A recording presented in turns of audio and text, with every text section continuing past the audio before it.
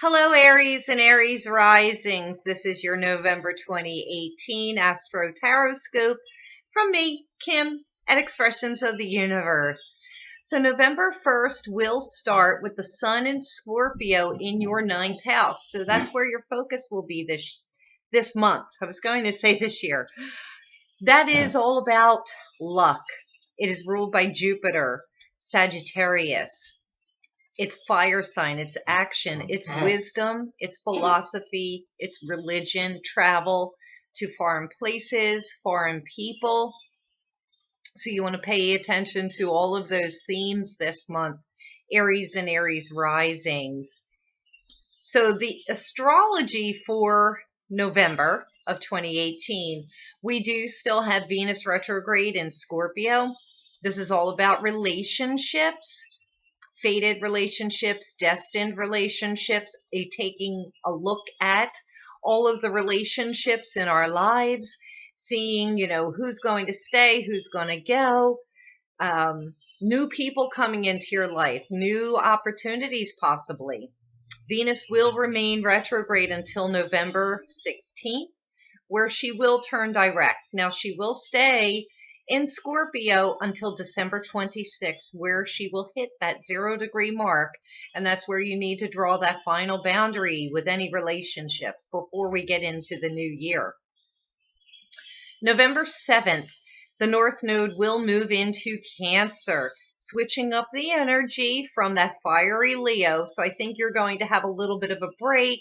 It could be a breath of fresh air. If things have been just go, go, go, go, go, a lot of changes happening for Aries and Aries rising over the last 18 months, things could settle down.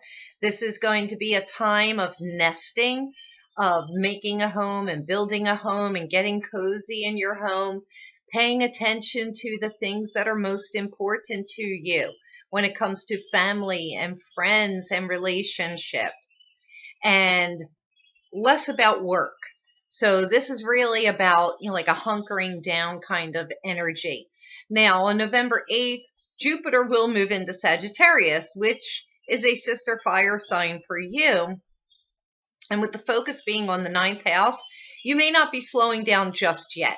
Things may still be go, go, go, go, go up until the beginning of the new year of 2019 for Aries and Aries rising signs. So you may not be out of the woods. You may still have a lot of loose ends that you need to tie up.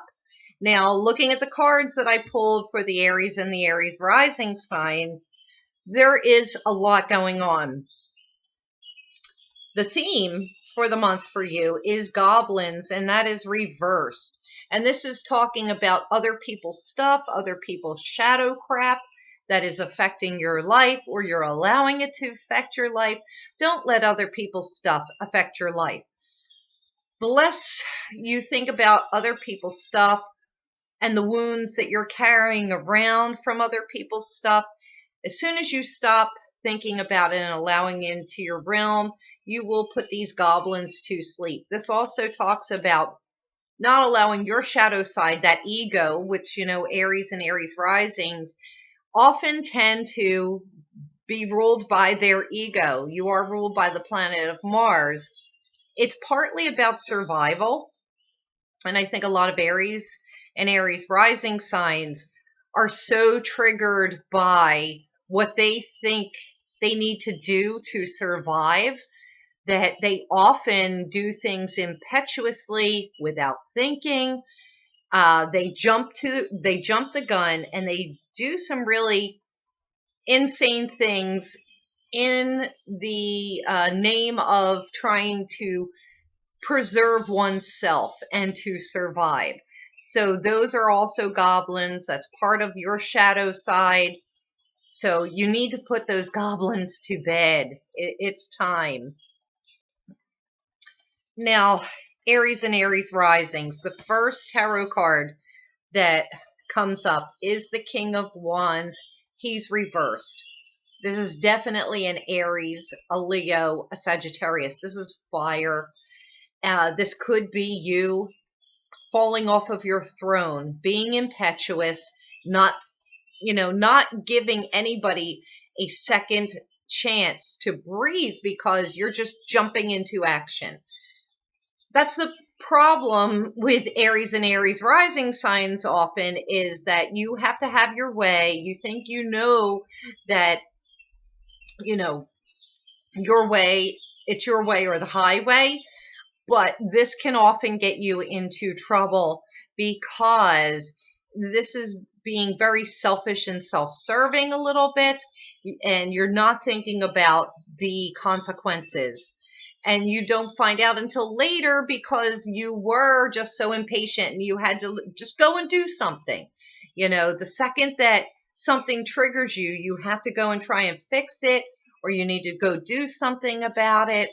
You need to babble. I'm hearing babble, babble, babble, gossip about it. And it's going to come back and bite you in the butt. I think, I know November is going to be a little action-packed for Aries and Aries risings, but you need to calm it down just a little bit. And the reason being, now we have the Fortune card that has come up. Now, what I was being told is what comes up must go down, but what is down also must come up. So the Wheel of Fortune is spinning for you. How very often, though, we create our own fortune. So if you have all of your ducks in a row and everything's lined up, good things should be shining upon you, Aries and Aries risings. But if you have been this impetuous Aries, then your wheel is going to turn around and things are going to start to crumble and fall to the ground. The next card that comes up, it is the Six of Wands. It is reversed. This often talks about low self-esteem issues, a person that devalues themselves. They feel that they fail at every turn. They feel that they're not good enough. Sometimes this can force an Aries or an Aries rising to want to do even more, to try and make up for the low self-esteem, the way they feel. Oftentimes, Aries and Aries risings, they feel that they must be perfectionists at things. They have to be first. They always have to be first. They always have to be on top. But they do crazy things in order to get there. And if you're not getting the feedback from other people acknowledging your efforts, you will feel like crap. Because if people are not giving you the feedback that you want, they're not nurturing your ego, they're not stroking your ego, you're going to feel like crap. You're going to feel devalued, and that will lower your self-esteem even more. So how do you turn this around to a victory? And this is saying, when you nurture yourself and you take care of yourself, Aries and Aries risings, it doesn't matter what other people think. Because if you feel great about yourself, that's really all that matters in the grand scheme of things, is how we feel about ourselves. And as long as we're not hurting other people. Also, I'm hearing, do your family and your friends think that you are great? Because that's truly all that matters. Now, the Six of Swords reverse says that you're still trying to make up for past wounds from the past. You can't seem to escape your past or a past mistake of some sort, and you just want to put it to bed. You want things to move on. You want to move on from this situation, but there's other people that are still pulling you into that drama, and therefore not allowing you to move on from a situation. And what I'm saying, what I'm picking up is that maybe you just need to walk away from those people and those situations. The Queen of Cups reversed is saying, get out of your head and start to focus on your heart. Focus on the way that you feel. I feel that there is so much sadness right now around at least one Aries or Aries rising, and maybe that's the energy that I am picking up here. However, this is saying that you need to become more heart-centric. You need to focus on that heart chakra a little bit more and do some more self-nurturing. This is also representative of a Cancer, Pisces, or Scorpio woman who has probably been not so nice to you. And she could be the person that is creating all of those goblins in your life. So if you have somebody in your life like that, that's maybe the person that you need to walk away from. And then the final card that I have, it is the Star, but it is reversed. The Star is usually such a good card that even if it's reversed, it's still, there's still hope. There's still something shining. This is saying maintain the hope, keep the faith that things will get better. When this card comes up in reverse, often I feel that there's despair, possible illness. You want to make sure that you're taking care of yourself, that you're eating well, that things are balanced out in your life. Don't give up hope because things will turn around. November is just 1 month. There's always December. Things are always changing.